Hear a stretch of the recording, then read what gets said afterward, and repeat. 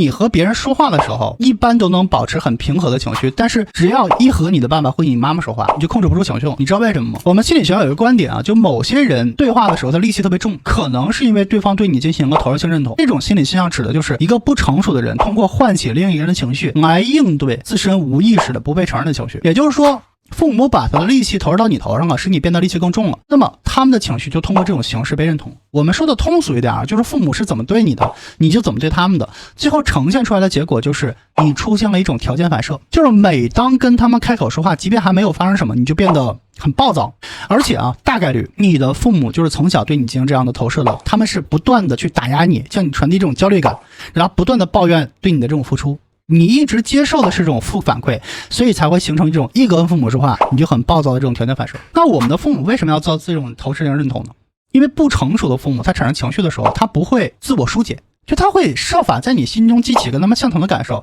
借此来释放自己的不愉快的情绪。他们是假装自己没有这种情绪，但事实上呢，他们把情绪是投射到你身上了，让你去遏制并处理这些情绪，好像你才是那个原本不高兴的人。这个其实是一种被动攻击的方式。就比方说啊，父母向你抱怨辛苦养你多不容易啊，你还不听话。如果这时候你的反应很激烈，那么别人包括你自己都会认为自己管理情绪能力可能还不够好，你会后悔自己发脾气，怪自己为什么不能跟父母好好说话。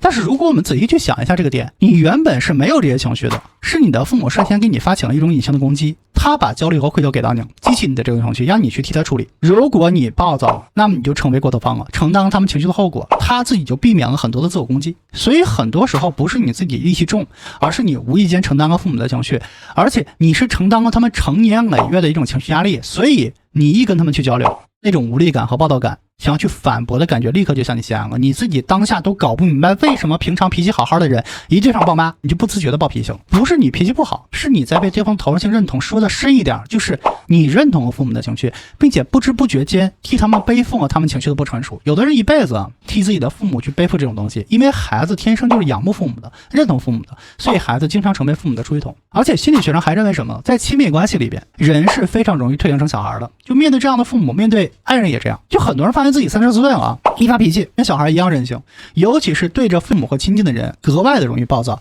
因为你面对别人的时候始终是维持社交面具的，没有别人小孩，有自己的边界感，不会随便的去为别人承担什么。但是你面对父母和爱人的时候就不一样了，你对亲密的人有安全感，也有依恋和认同，所以你很容易退行成孩子，不自觉的去认同对方投射，承担对方的情绪，把自己搞得很暴躁。其实这个时候你应该意识到对方的情绪其实是他自己的，如果你因为认同他的情绪而让自己变得戾气很重，不仅是不利于你们的关系，还容易让对方逃脱承担情绪压力的责任。所以很多时候你跟父母吵架，或者是你跟伴侣吵架，那不是你的问题，而是他们的不成熟，他们原本认知就不够高，非常容易产生情绪，又因为不够成熟没有办法去消化，错把孩子当成工具人了。我们只有把这一点看清了，你瞬间就不会有那么重的戾气。